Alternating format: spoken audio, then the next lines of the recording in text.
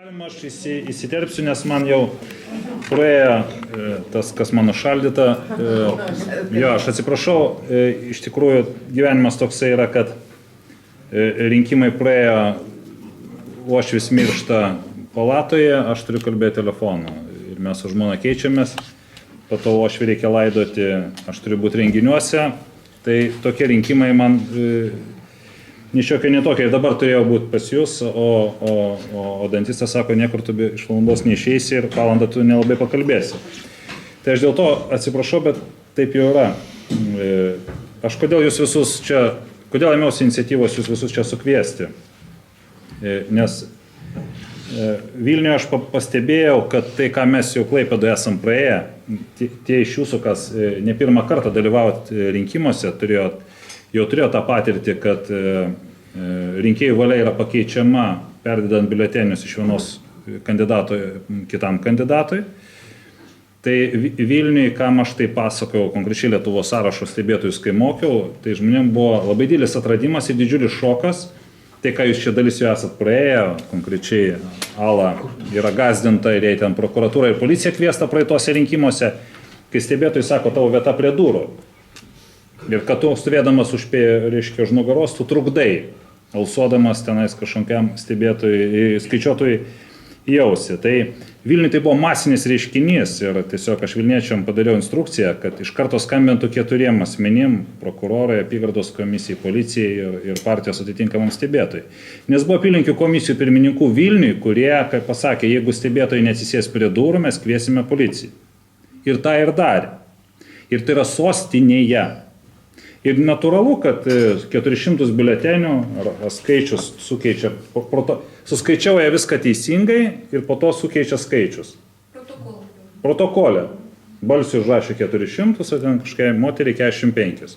O turėjo būti atvirkščiai. Taigi stebėtojas yra pagrindinis turbūt demokratijos ramstis Lietuvoje, jeigu ta demokratija Lietuvoje būtų. Nes kaip turėjot pastebėti, ir čia jūs minėjote tos dalykus, žmogus nesidomi tuo, kas jam įmetama į dėžutę, nesidomi televizija, kur yra vienintelė ir kalba tik apie liberalus ir kaip gerai bus apmokestinti kiemos ir koks yra nuostabus šiukšlių mokestis Klaipėdos mieste. Viena televizija kaip sovietiniais laikais, Ekspresija irgi spausdina tik tai šiukšlininkam palankius straipsnius, kaip ir Klaipėdoj, nes iš jūsų surinktais pinigais viskas yra sumokama, tie reklaminiai straipsniai. Taigi žmogus, kuris tais dalykais nesidomi, jis tarsi turėtų teoriškai iš tos knygutės rinkiminės. Bet masiškai knygutės arba negaudamos, arba, kai buvo panaudota Mario apygardoje, labai galiu pasveikinti liberalus su tokia juodąja technologija, vietoj apygardos kandidatų jiems buvo metama daugiamandatės knygutė, kurioje viskas prasideda pirmu numeriu Masiuliu. Ir tik tai po to, kai Ligita pradėjo kelt triukšmą, kai aš paskambinau irgi labai daugeliu žmonių, už kelių valandų komisijos nariai grįžo ir pradėjo mėtyti apygardos kandidatų knygutes. Taigi, iš tikrųjų, ir tai vyko ne visur, tai iš tikrųjų kalbėti apie demokratiją, jeigu žmogus negali sužinoti prieš rinkimus, kas yra jo kandidatai, ir jam specialiai ir tyčia ta knygutė net nešama, jeigu sudaromos tyčia eilės ir jas sudarė Seimas, nes Vaigauskas dabar nesako viešai, bet aš, kai tapau Seimo nariu, aš labai gerai atsimenu, ką jisai aiškino komitetų posėdžiuose, kad jūs nurėždami finansavimą apylinkių komisijom, sumažindami jas ir atimdami algas 3 kartus sumažindami, jūs gausite nekvalifikuotus žmonės į komisijas ir nedaug dievė bus aktyvumas šiek tiek didesnis, komisijos sulūž. Ką mes šiandien visi ir skaitom. Bet Vaigauskas tyli, jis šito nesako, nežinau kodėl, nors iš tikrųjų jis tą turėtų pasakyti. Kitas dalykas, kad kai aptarinėjome antikorupcijos grupėje Seime, aptarinėjome papirkimo klausimus, dalyvavo generalinis prokuroras, STT vadovas, Vaigauskas ir daugybė tų senųjų Seimo narių. Ir aš sakau, Šilutėje abi partijos viena kitą skundžia, todėl kad Tvarka ir teisingumas moka 20 litų, o darbiečiai, kadangi turi daugiau tų sienos, metrų, Jie moka 30 litų. Sienos metrų visi kontrabandiniai rajonai turi neįmanomus kiekius grinų pinigų. Ir man tvarkiečiai pasakoja apie darbiečius, o darbiečiai apie tvarkiečius. Veiksmas atrodo taip. Partijos skyriaus pirmininkas atneša kartoninę dėžę, kaip iš filmų apie Rusiją prieš 15 metų, ne? Kuriame yra ne doleriai, o litai, išdalina paketus daug neskaičiuodami balsų pirkikam ir jie eina ir perka tos balsus. Ir aš pasakoju, manęs klauso 15 Seimo narių.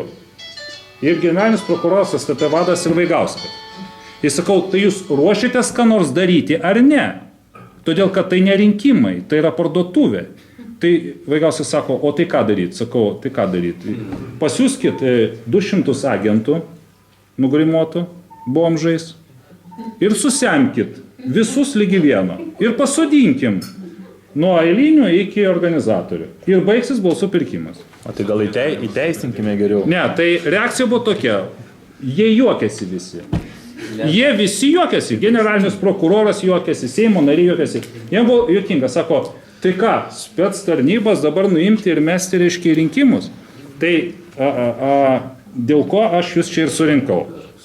Iš tikrųjų, taikyti su tokia pseudodemokratija, kurios iš tikrųjų nėra, yra negalima ir dėl to tas paradoksas ir vyksta, kad dabar žmonės sako, tai ką dabar senamiestį rinksimės? Anušauską, kuris nieko nedaro, ar Auštrevičių, kuris nieko nedaro?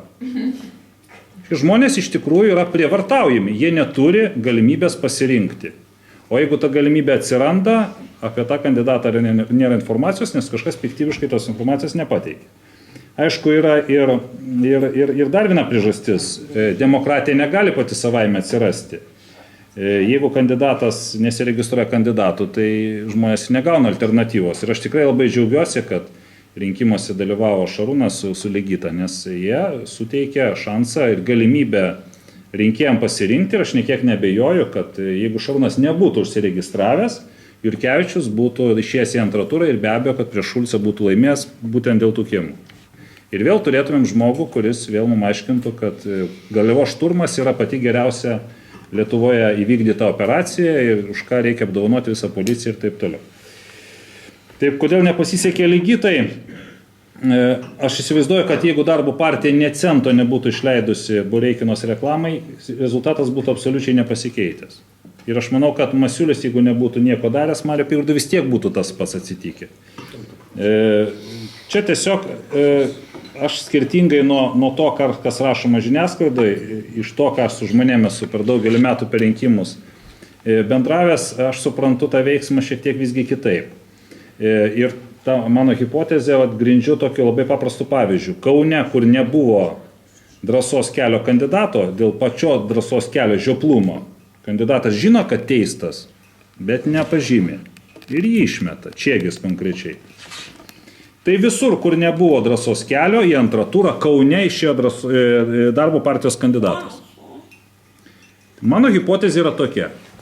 Visgi niekas iš tikrųjų realiai nesižavė tais šokiais dainom ir tais visais minimumais, o iš tikrųjų žmonės, matydami tą neteisybę arba jie jausdami, aš protu nesuvokiu, kad mane apgavo, bet knygutės negavau. Kažkas niekšiško vis tiek tame yra.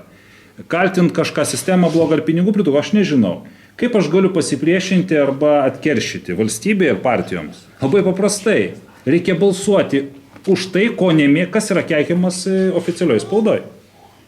Kas yra keikiamas? Darbo partija, Drąsos kelias. O už juos žmonės ir balsuoja. Tai yra protestas. Tai yra pyktis, neapykanta ir kerštas. Todėl jisai gavo tiek balsų. Antram turė viskas apsiras, aukštinkojam. Valdžiai atkerščiau, valdžiai išsigando, laksto, visi iš televizijų neišlenda, staiga prisiminė, kad pasirodo perka balsus, reikia naikinti rezultatus, reikia kažką daryti, Vaigauskas kaltas ir taip toliau. Rinkėjas patenkintas, išspardžia užpakalį valdžiai, jinai išsigandusi, veidai išsikreipia, ne? Dabar jau galima bus balsuoti. Ir vėl, bet už ką balsuosi? Už blogą, nieko neveikiantį Anušauską, ar už tokį pat blogą, nieko neveikiantį Auštrevičių? Ką galima būtų iš to padaryti? Atvirkščiai, jeigu nori loteriją išlošti, reikia bilietą nusipirkti. Dabar visi čia sėdintys yra patyrę Tomas iš tikrųjų pasirodė neįtikėtinai gerai. Reporte gauti tiek balsų, na kas būtų pasakęs, būčiau juokęsis. Neįtikėtini, reiškia, tie balsai ir pasižiūrėjus, ką aprenkė Ligita su Šarūnu, aš irgi galvoju, kad tai yra labai rimti pasirodymai. Ir dabar tiesiog reikėtų visiems toliau galvoti, ar tie savivaldos rinkimai, dar klausimas, ar šitas Seimas sugebės suformuoti vyriausybę, jeigu suformuos, kiek jinai temps, nes labai jau visi yra skirtingi ir visiems trūksta balsų. Ir kas su kuo besuliptų, rinkėjai pyks. Jeigu sulips konservatoriai su socdemais, abiejų pusių rinkėjai užpyks. Jeigu socdemai pasiims konservatorius ar darbiečius, darbiečiai su socialdemokratais nesutarė dėl atominės, dėl dujų terminalo, kaip be tas konstrukcijas bemontuoji, viduje tiek yra juos skiriančių dalykų, kad aš nelabai įsivaizduoju, ar čia kas nors apskritai išeis. Tai gali būti ir priešlaikiniai Seimo rinkimai. Aš tikrai neatmesčiau tokio varianto. Bet kokia atvira savivaldos rinkimų. Taigi aš siūlau, atsižvelgiant į tai, kad liberalai iš tikrųjų, abiejų rūšių liberalai daro, ką nori su gyventojais. Ir jiems viskas labai gerai sekasi. Kokius nori mokesčius įveda ir jokios apeliacijos, jokie teismai, jokie politikai Seime nieko nepadeda. Aš nenustepčiau, jeigu Šulcas laimėtų. Ir po to, jeigu Šulcas laimėtų, liberalai išliptų į tribūną ir sakytų, jūs sakėte, kad neteisingi mokesčiai šiukšlių, jūs sakėt, kad blogai su kiemo apmokestinimu, tai čia jums blogai, o daugumai gerai nesišrinko. Ką daryti? Pratęsti viską tą, ką dabar pradėjo mokytis. Nežinau, ar čia reikia vienytis, ar nereikia vienytis, bet tiesiog visiems čia sėdintiem suvokti, kad jeigu nedalyvausim demokratijai, tai tos demokratijos ir nebus. Jeigu nestebėsim rinkimų, darys ką nori. Jeigu nereikalausim atsakomybės už balsų pirkimą, jie bus perkami.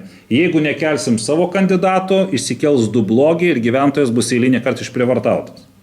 Jeigu nekelsim kažkokių sąrašų, jeigu neįsim į savivaldos rinkimus ne po vieno, jeigu eisim sąrašais, mes sudarysim galimybę žmogui biuletenyje. Blogas, labai blogas ir truputėlį blogas galim pateikti ir geras, geresnis, dar geresnis. Tada rinkėjas galės rinktis. Bet aš šitoj vietoje agituočiau, bent jau klaipėdiečius, visgi pagalvoti apie tai, kad reikėtų eiti sąrašu. Nes aš kiek pažįstu žmonių Panevėžy ir Šiauliuose, jeigu jie savivaldos rinkimuose būtų ėję ne po vieną, arba apskritai būtų ėję, arba būtų susijungę nevyriausybininkai, pilietininkai į vieną vieningą sąrašą, jie būtų paėmę tiek daug vietų, bent jau, pavyzdžiui, Šiauliuose. Ir dabar akivaizdu pagal tos rezultatus, kuriuos aš matau. Tokia Vasinauskaitė, jeigu jinai būtų ėjusi su keliais bendražygiais, tikrai būtų peržengusi 6% barjerą ir miesto taryboje turėtų daug žmonių. O dabar Šiauliai yra Europos demokratijos sostinė, nes ten nėra pozicijos, visi iš 31, 30 yra valdantieji, visi pasiskirstė postus ir tai prieštarauja demokratijos formuliai, bet jie sėkmingai Šiaulių biudžetą smukdo toliau ir Šiauliai bankrutuoja. Ir tai vyksta tik tai todėl, kad ten žmonės nesusivienio. Tai aš įsivaizduoju, kad Klaipėdoje labai nesunkiai per savivaldos rinkimus gali eiti kažkokia koalicija, kažkokiu gražiu pavadinimu, kuriame susijungtų čia sėdinti žmonės, kurie norėtų visgi nutraukti šitas nesąmonės, kurios tęsiasi Klaipėdos mieste, o jeigu bus priešlaikiniai Seimo rinkimai, pakartoti tik tai jau viską žymiai rimčiau, žymiai geriau, žymiai profesionaliau, nes jau dabar jūs esate visi čia sėdintys profesionalai, ir kelti kandidatus Klaipėdos miesto ir Palangos šitose 4 apygardose tokius, kurie iš tikrųjų padarytų Lietuvą europinę valstybę. Ir aš drąsiai galiu pasakyti iš to, ką aš mačiau Vilniuje, aš atsiprašau klaipėdiečių, kad aš tikrai per daug laiko praleidau Vilniuje, išrinktas Seimo nariu, bet man buvo įdomu pasižiūrėti tą laikrodį, tą mechanizmą iš vidaus ir aš labai aiškiai mačiau, kad iš tikrųjų Seimo sprendimai leidžia savivaldybėms priimti tokius dalykus kaip šiukšlių mokestis Klaipėdai. Seimo sprendimai atima galimybę rinkti tiesiogiai merus. Seimo sprendimai su numušant pinigus Vaigausko komisijai ir Seimo sprendimai, neklausiant prokuroro, ką tu čia dar veiki, kodėl negaudai balsų papirkinėjimo, leidžia klestėti visai šitai sistemai. Ir kartu aš pamačiau beviltišką Vilniaus politikų ir stebėtojų naivumą komisijose. Nes ten, kur vienas geriausia, tai pavyzdys, Darius iš Daukanto aikštės. Kaip jisai komisijai pasakė, aš esu Darius iš Garliavos, ten gimęs augęs, aš priklausau drąsos keliui ir jeigu jūs nors vieną biuletenį perdėsit į kitą krūvelę, nes aš turiu tokią instrukciją, jūs žinot, kas jūs ištiks. Ta komisija balsus suskaičiavo per 1,5 valandos ir leido stebėtojams perskaičiuot, kadangi komisijos nariai išsigando. Stebėtojai perskaičiavo, nerado nė vienos klaidos. Tai turbūt iš tikrųjų ir yra atsakymas, ką galima daryti ir ko galima pasiekti. Ir kaip ten bebūtų, ir kaip čia dabar kas besiklijuotų, aš galvoju, kad jeigu jau pradėjome, tai galbūt tęskime toliau. Aš dirbau paveldo departamente pirmam aukšte. Kracas virš manęs. Kai aš pradėjau dirbti, jų buvo 4. Kai aš išėjau Seimo narius, jų buvo 24. Dabar nežinau kiek. Iš tų 20 yra taip. Visų tų politikų, kurie yra koalicijai, arba žmonos, arba vyrai, arba draugės, arba draugai. Ir kitokių ten tiesiog nėra. Ir automobiliai nebetelpa nei aplink pastatą, nei to pastato kieme. Algos jų, ačiū Jonai, reiškia, algos jų ten kilo geometrinė progresija. Tai visi tie pinigai yra pumpuojami iš to padidinto tarifo. Tai čia yra dar, sakysim taip, sąžiningiausias pavogimas, nes bent jau nuo tų algų sodrai yra sumokama. Bet didžioji vagystė vyksta, kada užsako studijas. Jie užsakinėja visokias studijas, analizuoja ten kažką. Jo. Reiškia, ir va ten yra didžiausias tas pinigų pavogimas. Į savo draugų firmom visokius užsakymus duoda ir visokį gamina tą vadinamą, reiškia, bendrąjį vidaus produktą, kurdami niekus ir niekam nereikalingus dalykus.